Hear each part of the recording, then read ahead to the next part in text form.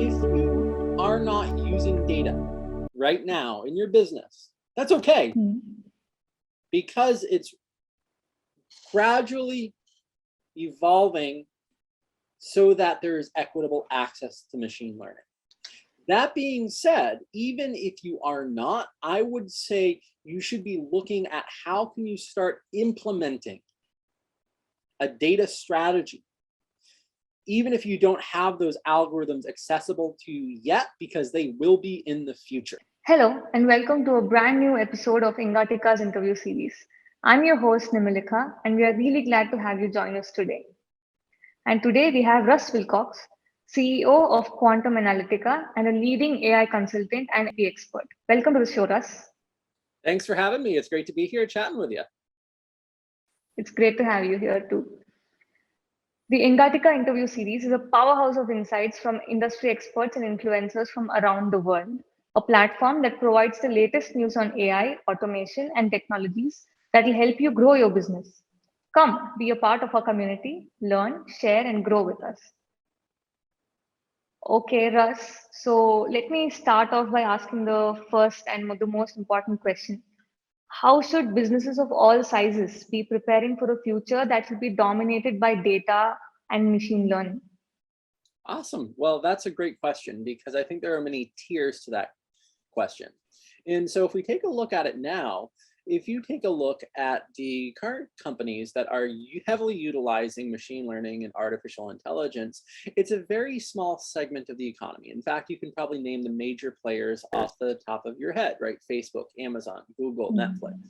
And so there's a two-pronged approach going on right now in terms of societal impacts of data and machine learning. The first is that you are having these large companies enter the market with a large market segment, meaning that I don't know anyone who doesn't have Netflix, right? And so that the machine learning tools that they are building to help drive their business are getting conditioned on the given users, right? So if I'm a user of Netflix and I'm used to their search or Amazon search, and I go to, say, a small business's e-commerce site, then I will have the same type of linguistic behavior as I would expect on Amazon. So I might say, what books are good to read in the summer?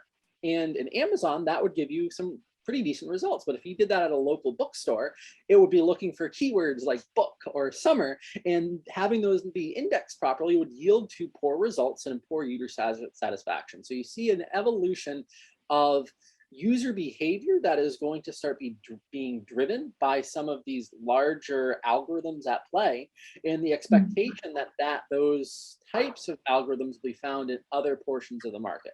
Secondly, is that there is a gap between, say, small businesses and niche industries compared to large businesses in terms of data.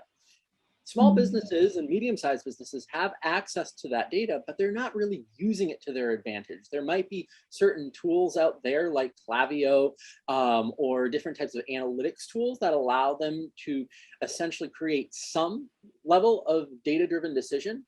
But in reality, what companies have to start thinking about is, in order to remain competitive in today's 21st digital economy, they have to be utilizing both an internal source of their historical data and external sources of data found throughout the web, creating a unification of those to be able to drive business decisions, not just, say, from personalization or customer outreach or marketing, but throughout all stages of the business process, from when should I order my next set of materials from my wholesaler? When can I expect customers to come? How can I optimize profits in terms of items that might expire? All of this goes into a larger set of personalization or AI algorithms that, while are prevalent inside of the FANG companies, small businesses and medium-sized businesses don't have access to that. So in order to prepare for success in this modern digital economy, I think all businesses have to first reflect and say, what are my goals of my business? Is it to optimize my internal business strategies? Is it to get new customers? Is it to expand? All of these questions can be solved, or solutions can be given to these types of problems using data. But oftentimes if you're starting with just starting to do data science or machine learning just because of that's the cool thing to do, that project will fail. So before starting any project, there should be clear KPIs defined to optimize a given business goal. Secondly, before going into development of these algorithms or implementations, you should really have a strong data strategy. Understand what data sources you have, what data sources you need, and oftentimes this is challenging for medium and small businesses. So being able to essentially leverage on external expertise or find a platform that will help guide them through this process, I think will be pivotal in helping, I would say, Main Street and these smaller types of businesses adapt for the 21st century. And once that's into play, once they have that strong data strategy, then they can really use the data they have, which is surprisingly a lot. Lots of small businesses that I've worked with, that I've consulted for, actually have much more reliable and cleaner data sources than, say, large companies. Partially because oftentimes these are just Excel spreadsheets that are reviewed by a person, right? So the first step is just getting that data into a usable form. In order to do that, you should have a data strategy, and then you can start extending to do all of the cool things that users are expecting nowadays. Yeah. So this is on the business front. So on the end user front, what meaningful impact can AI have on the economy at large? Yeah, so that's a great question. So one of the biggest challenges I think we've seen within the last several months within the larger economy is the out of stock behavior of items. That's a nice way of saying supply chain, right? So imagine if there was a system out there that could essentially say, if you were I don't know, a cannabis dispensary, right? And I'm using that just as an example. That's one of the domains we work in. And you notice that certain items are going out of stock, or you're a retailer and certain items are going out of stock. Imagine a system where you could essentially ingest data from the larger web of the internet, understand what other vendors are offering those types of products. Are they in stock? At what rate are they going out of stock? At what price point are they going out of stock? And in doing so, you can create a model to understand this dynamics. Now that's more from a business perspective. Now from a user perspective, let's say if I'm a retail shopper and I might be fairly brand loyal, but I have a certain affinity to sometimes going up a price point, say for organic food or something like that, right? And so from a business perspective, it would be very prudent for the business to be able to say, okay, when I search for a given item, those items dynamically get re-ranked for the user. So if the business notices that an item is low on inventory, but Russ has an affinity to maybe buy another item that is more in stock, boost that up to the front. You'll be improving the long-term user behavior of Russ, who will continue to go back to your platform while alleviating some of the pressures on that supply chain. I think that's one of the substantive impacts that end users can see, is that while personalization often at times is used as a marketing strategy for businesses to upsell and cross-sell, in a larger viewpoint, it actually can help streamline, when done properly, the supply chain to alleviate some of these stresses on the pipeline and create a more strong user experience. And then once that happens, you can, as a user, you can start really getting an understanding of what types of businesses are using my data for good, quote unquote good, as opposed to maybe selling it or whatever, and allows more transparency from the businesses to say, hey, yes, while we are collecting your data, while we are doing this not as just a pure marketing ploy, but rather something to improve your overall life. And I think that's one just small aspect of how data and machine learning can impact the end user. There are others. Some of the other work that my company Quantum Analytica is doing is in the political space. And we know that inside politics, that there are very, very small voter turnout rates, especially for local elections. So being able to aggregate data down to the local level, provide models that summarize certain talking points, that summarize certain types of economic behaviors at the town level and being able to distribute that to members of that community, not from a campaign standpoint, but from a voter turnout standpoint to help them get more engaged, is just another application. And I think what you're going to see over the next 5 or 10 years is this explosion of AI and machine learning starting to try to actually positively impact society, in addition to where it's at now of trying to optimize business strategies. Beautiful. That's so beautiful. So, which industries do you think can maximize the growth by embracing a digital future? So that's a great question. I think the cop-out answer is all industries, right? But you have to essentially have strong strategy around that, right? And Yes. every industry is going to be different. In Hmm. terms of the two big players that I think you're going to see a radical Hmm. improvement of data strategy and implementation of machine learning are going to be in two spaces. The first is going to be in cannabis. The cannabis market is growing year over year around 12%. So you're having this explosion of this new industry that at this point is not very data driven. Secondly, you have the added factor where it's legalized in some states, but still federally illegal. And over the next 5 years, if not sooner, you'll probably expect to see the entire country go to legalization, in which case you'll have new markets pop up. And whenever you have new markets pop up, you're going to have the need for competition, and you're going to need to have the need to have tools to help you survive in that competition. And that's where data and machine learning and true artificial intelligence can help boost this industry and help promote healthy competition.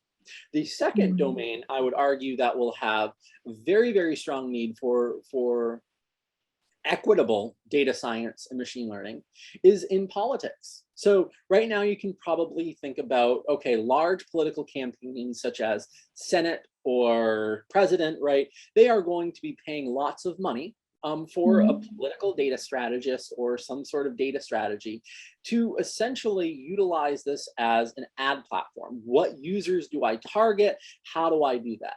What I think you're going to see, especially in today's political climate, is a focusing back on local politics and local issues. And if you take a look at where data is in that realm, it's almost non-existent.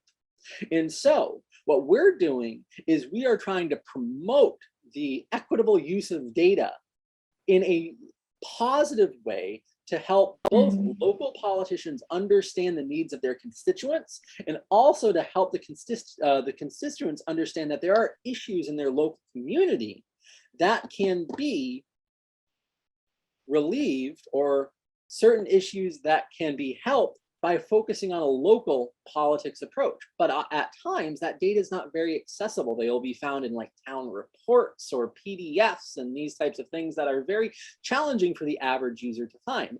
But what I think you're going to start to see is the automation of some of these processes to get these kind of unstructured documents into a structured form that can then be used to create positive local outcomes. So those are the two industries that I'd be watching very closely in terms of the new implementation of data and machine learning, with a third probably being your local small businesses. And even though there is a wide variety of domains, a lot of the problems that you see in small businesses, say whether they're a restaurant or a small retailer, actually are all very similar. And you're going to start to see these kind of hyper-personalized local types of models that will essentially help drive these businesses into the future.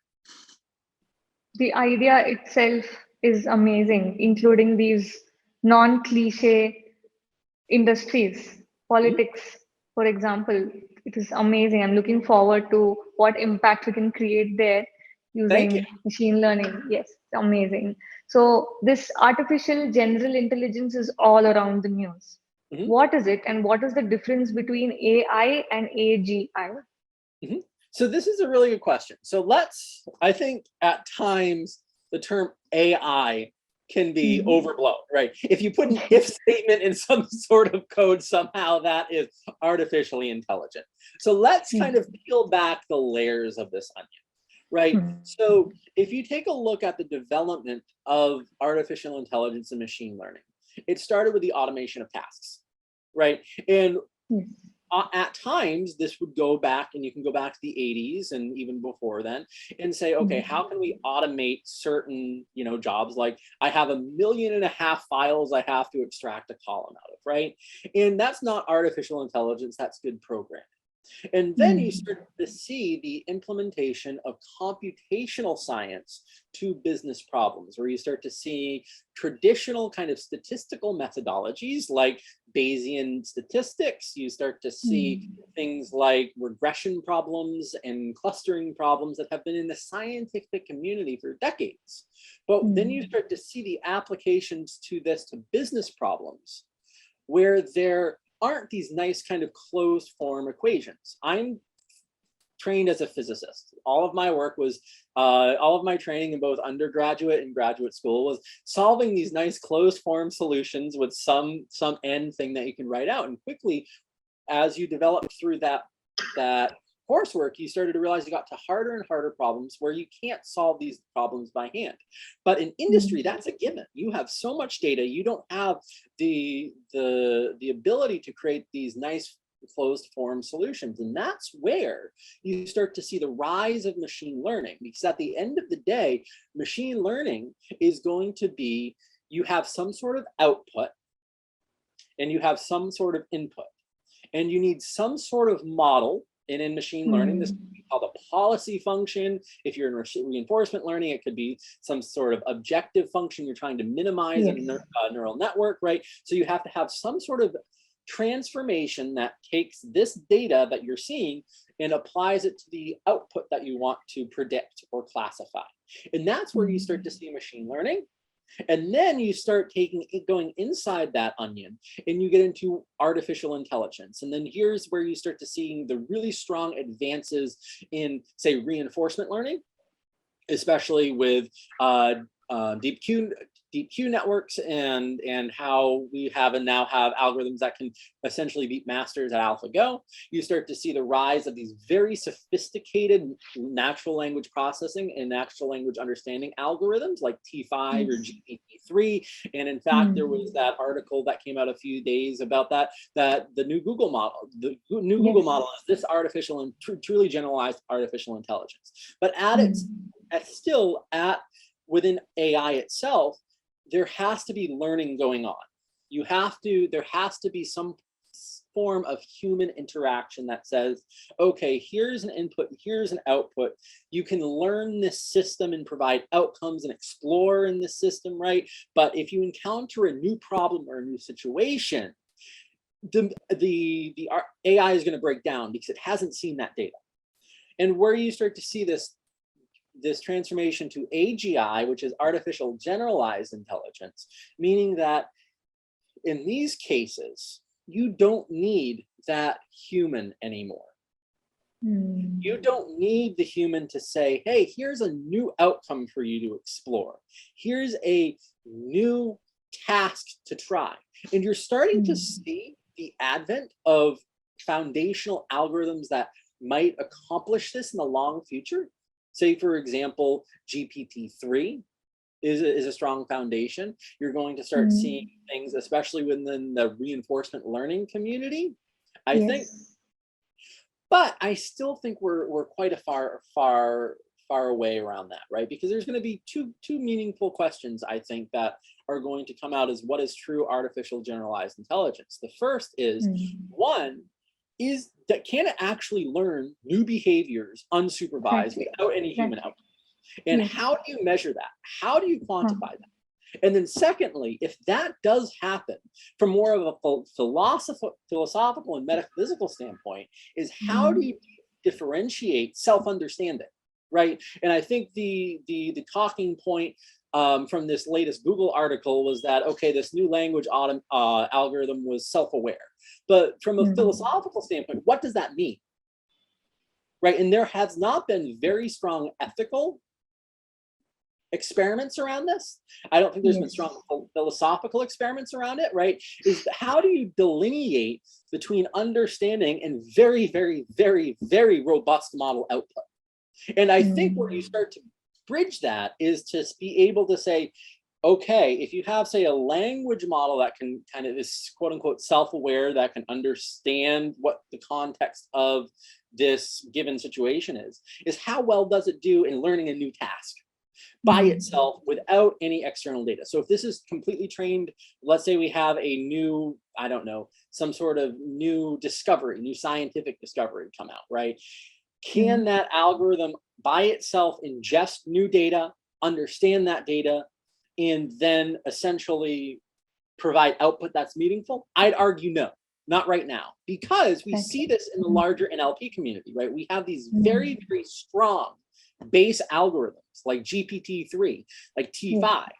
These are beautiful, amazing pre-trained algorithms. But when you take those algorithms and you try to apply it to a specific domain, They break doesn't down. work.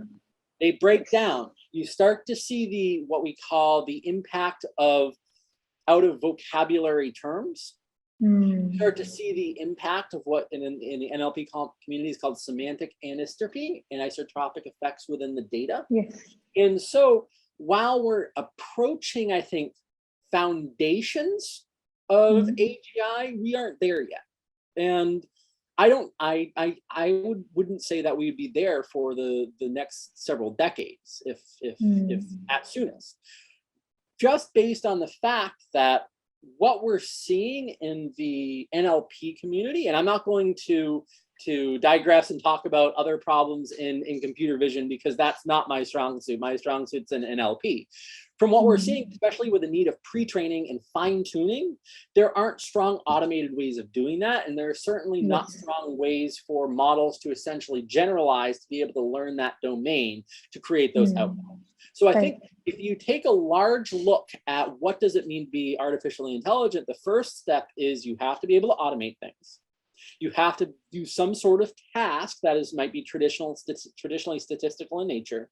You have to create robust learnings from those tasks, i.e. transformer models and what we're seeing here. And then lastly, for the universal artificial generalized intelligence, it has to learn by itself into a new domain that it has not seen, and I don't think we are there yet. Yeah, so when you were talking about the model learning by itself,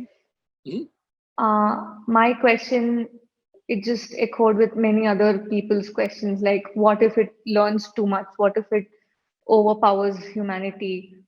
How true is this? What do you think about this? Yes, so I think that this is a very, very interesting philosophical question. And lots of people who are much smarter than I am have pondered this. And so if we take a look at someone like Stephen Hawking, right, arguably one of the greatest, if not the greatest mind of the late 20th, early 21st centuries before he passed, his main concern was the rise of artificial intelligence and what impacts does it have. So I would say that I'm going to pivot on this question a little bit and say I'm not too worried about having a Terminator come and wipe out humanity. I don't think we're at the point where we can truly posit outcomes of that situation. Rather, what I would be more concerned with is the impact on society that automation and machine learning will have within the next 15 or 20 years. Because if you look at it, we are quickly approaching self-driving automated cars. Yes. Right? We can go out and get a Tesla and that thing will drive itself, right? And within the next 5, 10, 15 years, you're going to start to see trucking companies take this over.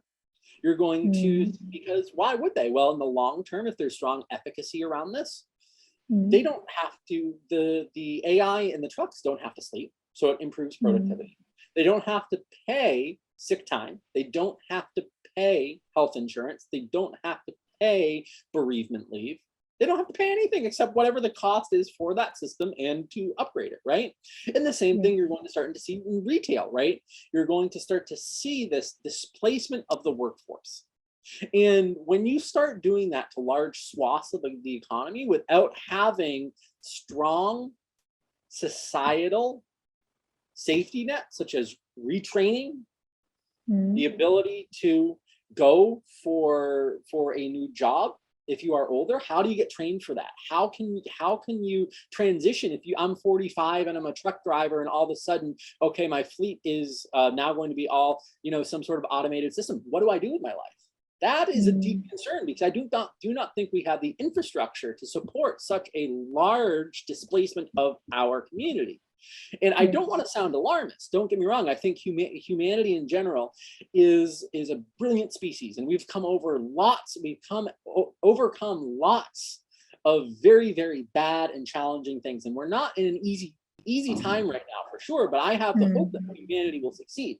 That being said, we have to take very, very strong measures right now to understand what is the impact of, say, a third of our workforce being displaced in the next 20 years or 25 years. And how do we cope with that as a company or as a country so that we can have that success? So while, yes, I think there are legitimate concerns on the rise of artificial generalized intelligence and what that means as a civilization and what that means as a species and how that impacts our society, I would argue that there should be a stronger focus on what is going to happen in the next 15 or 20 years with the implementation of very, very, very robust machine learning and AI algorithms that are going to automate the workforce and displace workers. And that's something that I think should have a much stronger talking point in the AI and the machine learning community, rather than just worrying about Terminators coming in the next 200 years. Yeah. So do you think that there should be a human control always for machine learning? So at all times? I'm of the school of thought that right now, some of the best algorithms you have seen come into fruition have been this joint algorithm of human input and artificial intelligence. And so you start to see the blend of these two to create very strong algorithms that can help society. That's now. If you now start thinking about what is the role of humanity in the future as we approach AGI, I think we're going to have to look at that very clearly, because, and not to sound like too much of a geek, but one of the reasons why I got into physics and machine learning was actually Star Trek. I grew up coming home watching reruns of Star Trek in the Next Generation in the late 90s, early 2000s, back when they would show them on like TNT or Spike TV or whatever. And I remember being, I don't know, I had to be 13 or 14, and there was this, I think, one episode of Star Trek: The Next Generation, and in season 2, where Data, who's one of the officers on the bridge, who's an AI, a robot, right, is essentially treated like property. And Patrick Stewart, who was playing Jean-Luc Picard, created an argument saying, no, this is life, right?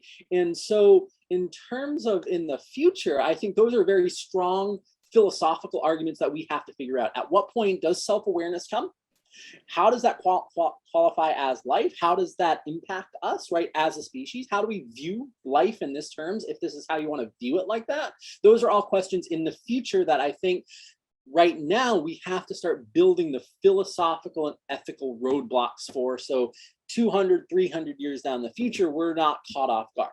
That being said, for right now, within the next 50 or 75 years, then yeah, I really do think that there should be a human component, right? Because I've worked building out recommendation pipelines for large scale companies, and things happen with the data, right? We might say serve a recommendation for a book that is a child's book for something that is a crime novel, just by misrating data, by the algorithm over or under fitting, and there should be sets of business rules. So whenever a business decides to implement machine learning, there should be certain fallbacks. We often call these business rules or business logic that a human can put conditions on so that algorithm can be applied more optimally for that business use case.